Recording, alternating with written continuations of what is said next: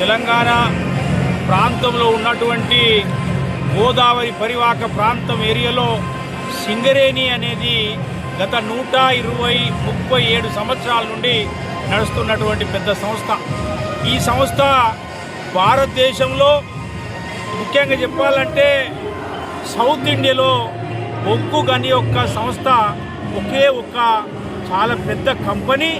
ఈ కంపెనీ ద్వారా తీస్తున్నటువంటి బొగ్గు, ఈ బొగ్గు వల్ల ఈ సౌత్ ఇండియాలో పూర్తి స్థాయిలో కరెంట్ అనేది జరుగుతూ ఉంటుంది.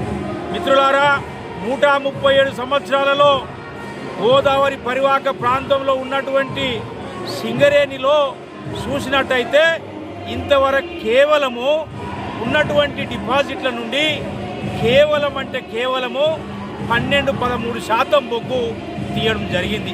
కానీ ఈ యొక్క 53 సంవత్సరాల నుండి ఎప్పుడైతే భారతదేశంలో నేషనలైజేషన్ అయినటువంటి సింగరేణి కంపెనీలో ఉన్నటువంటి బొగ్గు ఉత్పత్తి చేస్తున్నటువంటి సందర్భంలో ఉత్తర తెలంగాణలో కొన్ని బావులు మూతపడ్డటువంటి సందర్భం. అందులో భాగమే ఈ ప్రాంతంలో గోదావరి పరివాహక ప్రాంతంలో ఉన్నటువంటి సింగరేణిలో లక్షలాది మంది కార్మికులు ఉండే అటువంటి సంస్థలో ఇప్పుడు కేవలము 40,000 మంది పర్మనెంట్ కార్మికులు, 30,000 మంది కాంట్రాక్ట్ కార్మికులు పనిచేస్తున్నారు. ఈ కంపెనీ యొక్క పరిస్థితి చూసినట్టయితే ఈ కంపెనీకి ఈ తెలంగాణ గవర్నమెంట్ 58,000 కోట్ల అప్పుంది. ఎందుకంటే సింగరేణి నుంచి తీసుకున్నటువంటి ఈ బొగ్గు డబ్బులు ఈ తెలంగాణ రాష్ట్ర సర్కారు ఇవ్వకపోవడం వల్ల సింగరేణి పూర్తి స్థాయిలో నష్టాలలో నడుస్తుంది. కాబట్టి మిత్రులారా, సింగరేణిలో ఉన్నటువంటి పరిస్థితిని ఒకసారి చూసి ఈ యొక్క భారతదేశానికి ఉన్నటువంటి నరేంద్ర మోదీ గారి గవర్నమెంటు ఈ ప్రాంతంలో ఉన్నటువంటి 438 మిలియన్ మెట్రిక్ టన్స్ డిపాజిట్ ఉన్నటువంటి తాడిచెర్ల బొగ్గు గని నంబర్ 2 బ్లాకుని కేటాయించడం జరిగింది. ఈ ఒక బ్లాక్ వల్ల 438,000 మిలియన్ టన్స్ బొగ్గు తీయడానికి 50 సంవత్సరాలు పడుతుంది.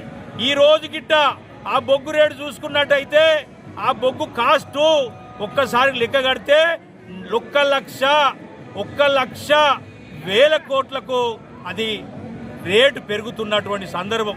కాబట్టి మిత్రులారా, ఈ యొక్క నరేంద్ర మోదీ గారి బీజేపీ గవర్నమెంట్ ఈ పెద్దపల్లి ప్రాంతంలో ఉన్నటువంటి ఈ బొగ్గు గనులని కేటాయించడం వల్ల ఈ ప్రాంత ప్రజలకు రాబోయే రోజులలో ఎంప్లాయ్మెంట్ దొరుకుద్దని ఈ ప్రాంత ప్రజలకు ఒక నమ్మకం ఏర్పడుతున్నది.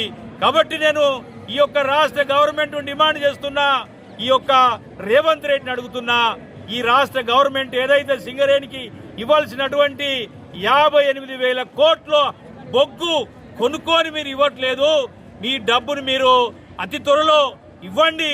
ఇవి ఇచ్చి సింగరేణిని కాపాడండి, సింగరేణి యొక్క సిరులను పెంచండి, సింగరేణి ప్రాంతం యొక్క ఐక్యతని చాటండి అని డిమాండ్ చేస్తున్నాం.